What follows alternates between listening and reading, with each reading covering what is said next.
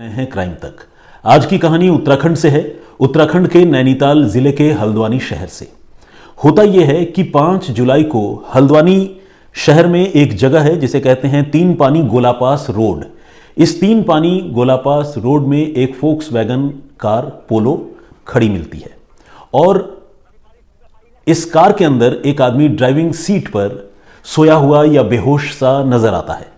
लोग देखते हैं कि कार स्टार्ट है, कार का एसी चल रहा है, तो लोगों को लगता है कि जब काफ़ी देर तक लोग देखते हैं तो लोगों को शक होने लगता है कि कहीं अंदर जो शख्स बैठा हुआ है कहीं उसकी तबीयत तो ख़राब नहीं हो गई, उसे कुछ हो तो नहीं गया। फिर धीरे धीरे वहाँ मौके पर भीड़ जुटने लगती है। लोग जो है उस आदमी को कार के बाहर से जगाने की कोशिश करते हैं, लेकिन लाख कोशिश करने के बावजूद ड्राइविंग सीट पर बैठा हुआ आदमी जो तकरीबन अधलेटा था वो रिस्पॉन्ड नहीं करता है। और जब वो रिस्पॉन्ड नहीं करता है, अंदर से कोई जवाब नहीं देता, हरकत नहीं होती उसके जिस्म में, तो लोग फिर घबरा जाते हैं। उनको शक होने लगता है कि इसके साथ कुछ हो चुका है। लोग फौरन पुलिस को इन्फॉर्म करते हैं।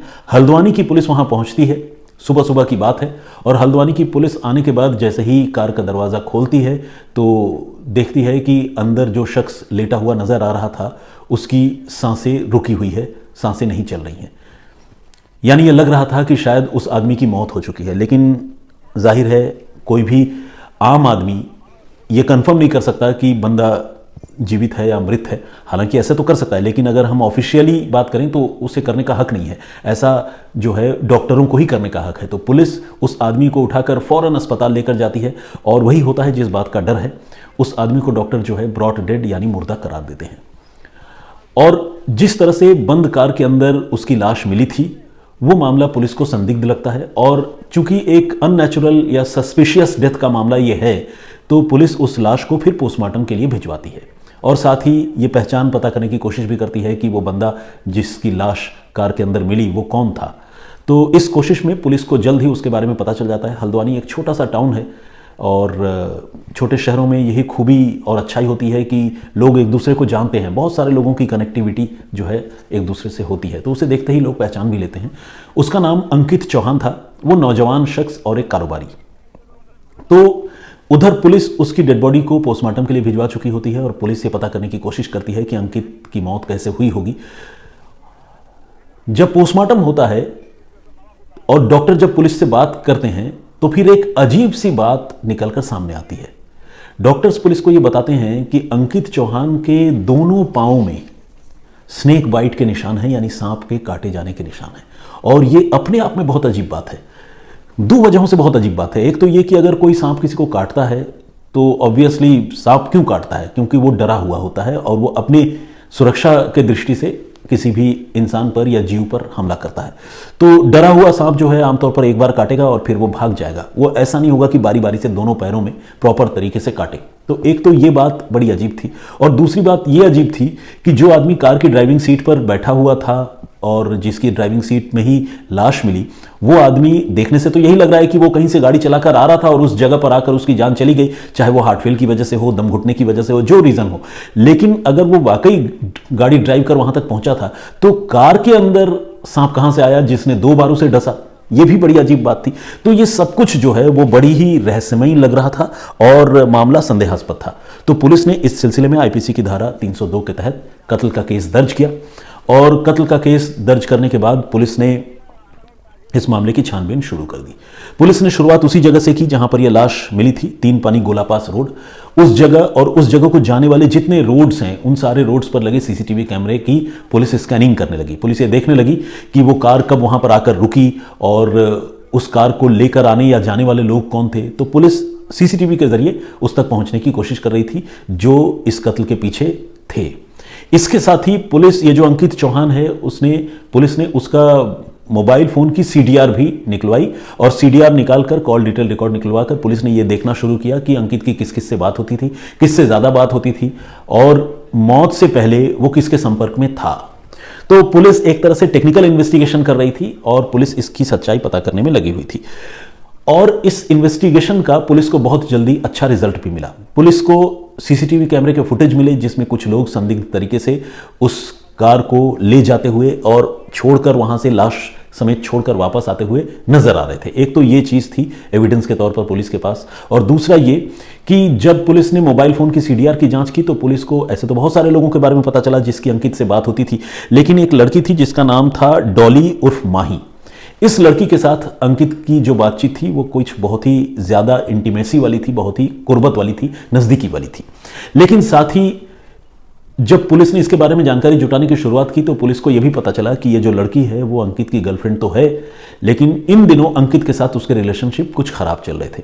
अब पुलिस ने जो है वक्त नहीं गंवाया और डॉली को जल्द से जल्द पुलिस ने हिरासत में लेने की कवायद शुरू कर दी, लेकिन डॉली फरार थी और डॉली का फरार होना इस बात का इशारा कर रहा था कि इस साजिश में कोई ना कोई रोल उसका जरूर है।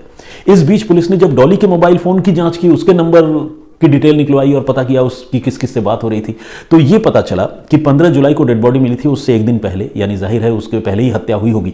तो 14 जुलाई को डॉली की एक आदमी से बात हो रही थी, जिस आदमी का नंबर पुलिस को पता चला उस आदमी का नाम था रमेश नाथ।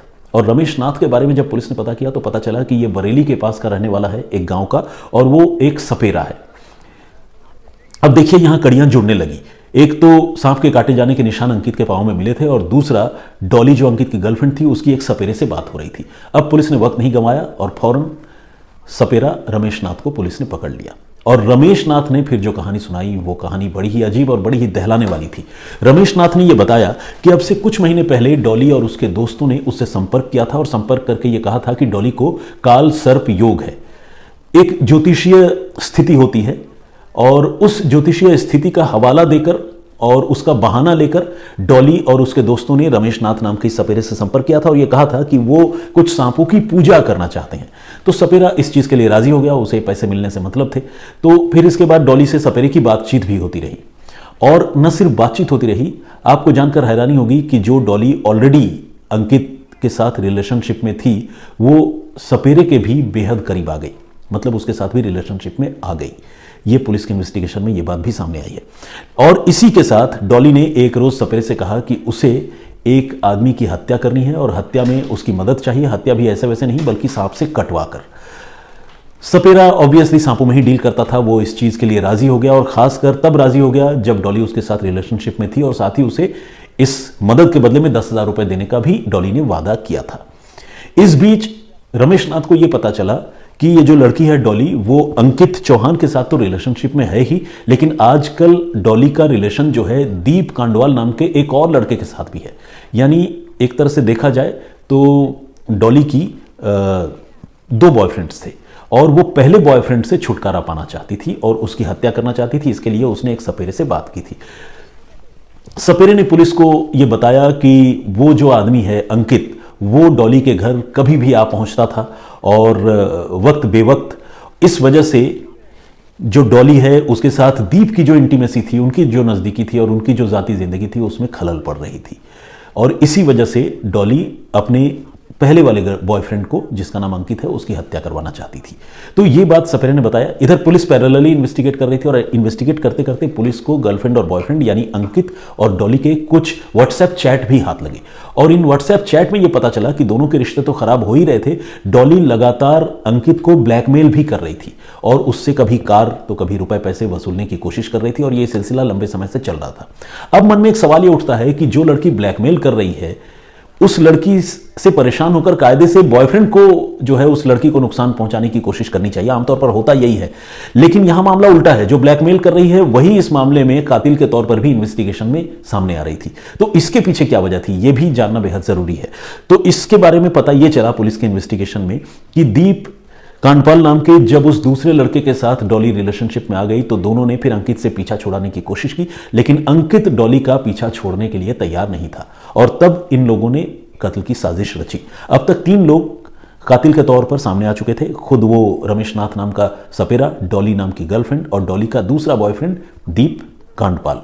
इसके अलावा 2 और लोगों की भूमिका आई, जिसमें एक है रामावतार और उसके अलावा है रामावतार की पत्नी, जो भी है नाम मुझे अभी याद नहीं।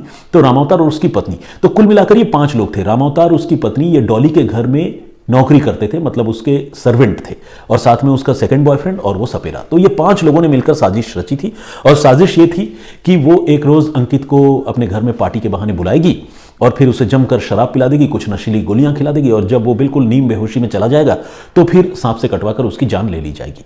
इसी प्लान के तहत पहले 8 जुलाई को अंकित के कत्ल की तैयारी की गई। सपेरा पहले से सांप लेकर पहुंच गया, अंकित को बुलाया गया, घर में पार्टी शुरू हुई। मौका था अंकित के ही जन्मदिन का, तैयारी थी उसी जन्मदिन के दिन अंकित को मौत के घाट उतार देने की। तो खैर अंकित आया जरूर, जन्मदिन की खुशी में उसने जमकर शराब पी और पीने पिलाने का दौर कातिलों और मकतूल के बीच में चलता रहा। लेकिन यह दौर लंबा चल गया और अंकित जो है उस रात को सोया ही नहीं, और नहीं उस पर कोई नशे का इतना ज्यादा असर हुआ कि वो बेहोश होकर गिर जाए और उसे सांप से कटवाया जाए। तो 8 जुलाई को यह जो मर्डर अटेम्प्ट था यह फेल हो गया। इसके बाद इन्होंने फिर दूसरी बार तैयारी की और दूसरी बार पहले से ज्यादा मजबूती से तैयारी हुई।